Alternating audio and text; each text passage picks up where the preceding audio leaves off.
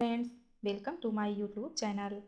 और मैं अनुपमा। आज हम लोग गवर्नर जनरल एवं उसके समय में घटित महत्वपूर्ण घटनाएं करने जा रहे हैं जो यूपीपीसीएस में बहुत बार पूछा जा चुका है।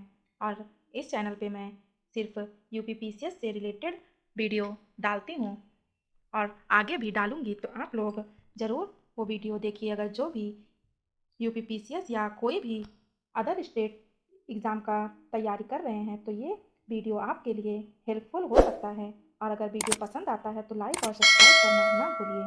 चलिए हम लोग अब देखते हैं।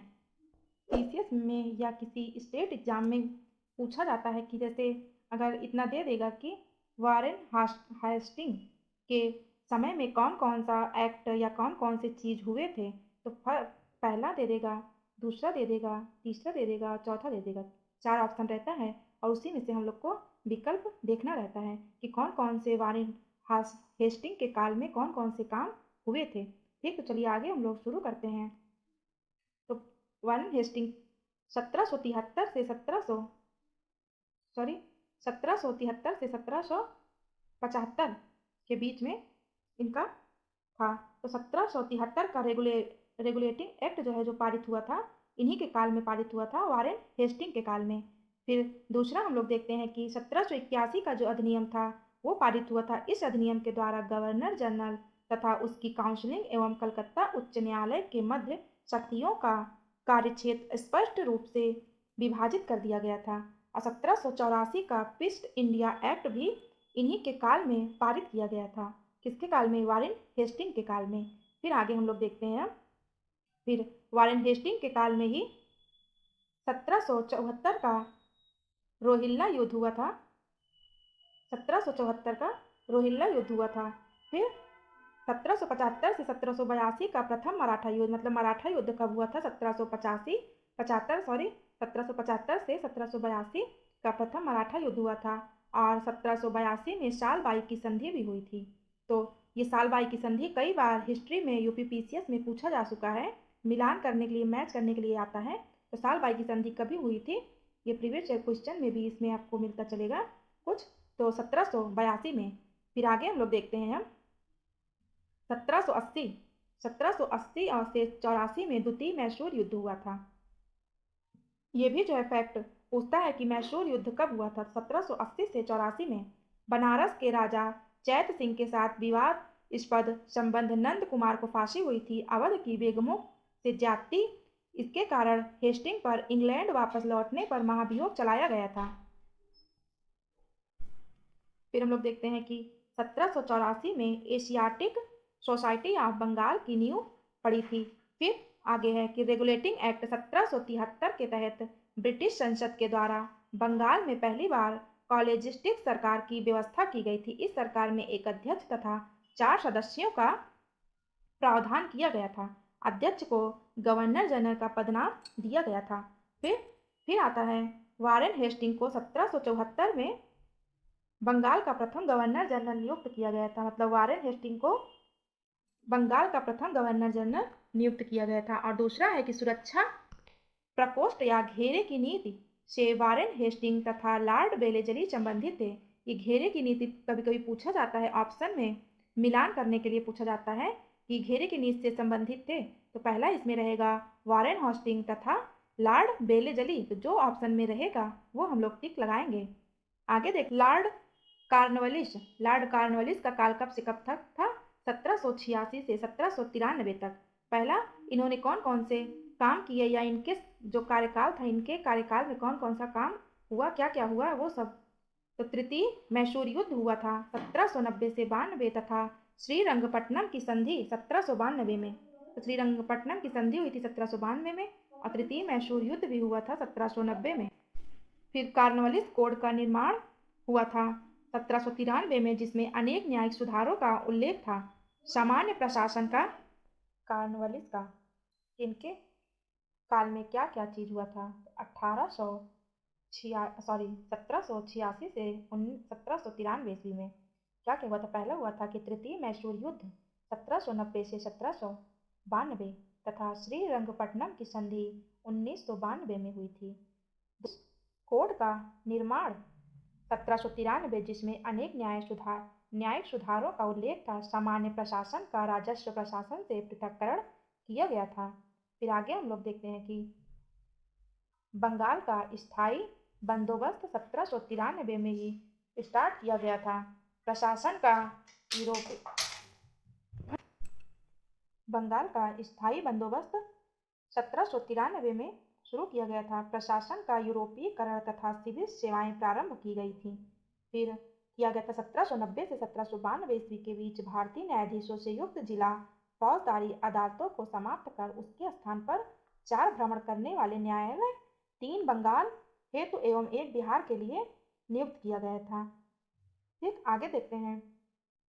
लॉर्ड कॉर्नवालिस ने कानून की विशिष्टता का नियम, जो इससे पूर्व नहीं था, भारत में ही पहले लागू किया था। किसने? लॉर्ड कॉर्नवालिस ने। नेक्स्ट है कि लॉर्ड कॉर्नवालिस ने अपने न्यायिक सुधारों को 1793 ईस्वी तक अंतिम रूप देकर उन्हें कॉर्नवालिस संहिता का रूप दिया। मतलब उसे कॉर्नवालिस संहिता कहा जाने लगा बाद में 1993 में। सर जॉन शोर 1793 से 1798 इन्होंने क्या क्या किया था? 1793 का चार्टर अधिनियम इन्हीं के समय पारित किया गया था। फिर निजाम एवं मराठों के बीच खुर्दा की लड़ाई 1795 में किया गया था। ठीक, आगे देखते हैं कि लॉर्ड बेलेजली के काल में क्या क्या हुआ था।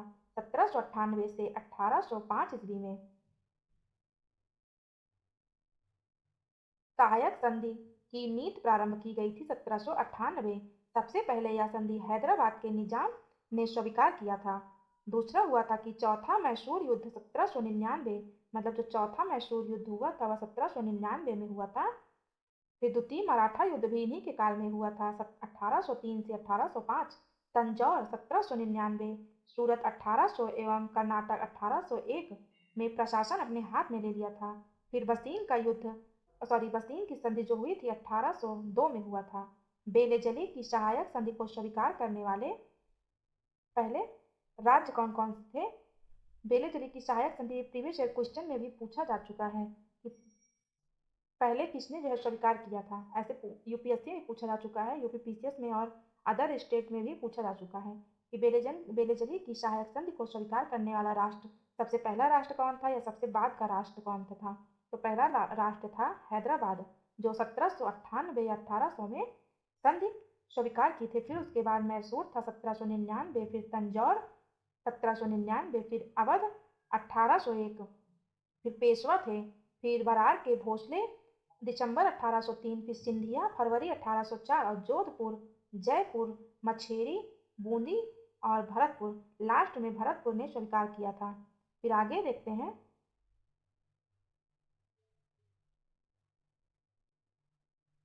हम लोग कि सर जॉर्ज बार्लो के काल में क्या क्या हुआ था, इनके समय में कौन सा काम हुआ था। तो बेल्लोर का सिपाही विद्रोह 1806 में, लॉर्ड मिंटो प्रथम 1807 से 1813 में, रणजीत सिंह के साथ अमृतसर की संधि जो हुई थी 1809 में हुआ था। लॉर्ड हेस्टिंग 1813 से 1823 और रणजीत सिंह के साथ अमृतसर की जो संधि हुई थी 1809 में हुआ था।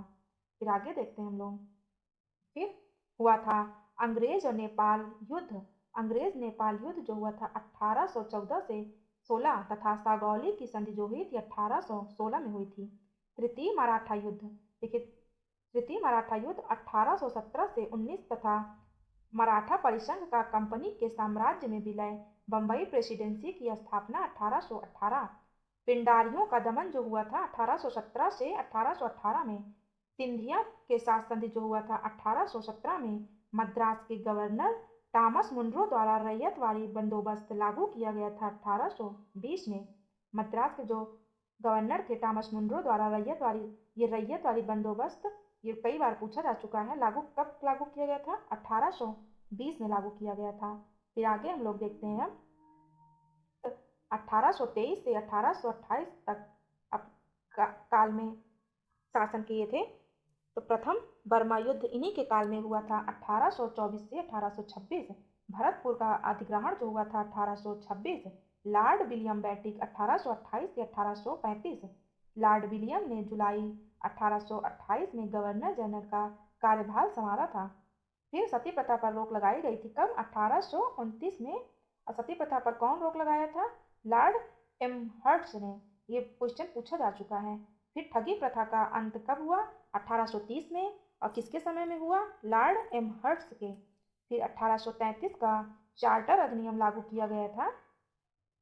इस अधिनियम के द्वारा भारतीय प्रशासन को पूर्णतः केंद्रीकृत करने का प्रयास किया गया था। इस एक्ट के द्वारा बंगाल के गवर्नर जनरल को भारत का गवर्नर जनरल बना दिया गया। 1833 ईस्वी में लॉर्ड विलियम बेंटिक को भारत का प्रथम गवर्नर जनरल बनाया गया था। फिर 1835 का शिक्षा संबंधी प्रस्ताव शिक्षा सुधार तथा अंग्रेजी भाषा को शिक्षा का माध्यम बनाए जाने की घोषणा की गई थी। शिक्षा का माध्यम बनाए जाने की घोषणा की गई थी। तो पहला वो राज्य था मैसूर। मैसूर में किया गया था। फिर दुर्ग में 1834 में किया गया था। फिर मध्य कच्छार 1834 में ये भी किया गया था। फिर कंपनी साम्राज्य में विलय किया गया था। रणजीत सिंह के साथ निरंतर मित्रता की संधि। फिर लॉर्ड कॉर्नवालिस द्वारा स्थापित प्रांतीय अपीली एवं भ्रमणकारी न्यायालयों की समाप्ति। राजस्व आयुक्तों की नियुक्ति की गई थी। 1835 में प्रेस एक्ट पारित किया गया था जिसके द्वारा समाचार पत्रों पर लगाई गई पाबंदियां हटा दी गई थी।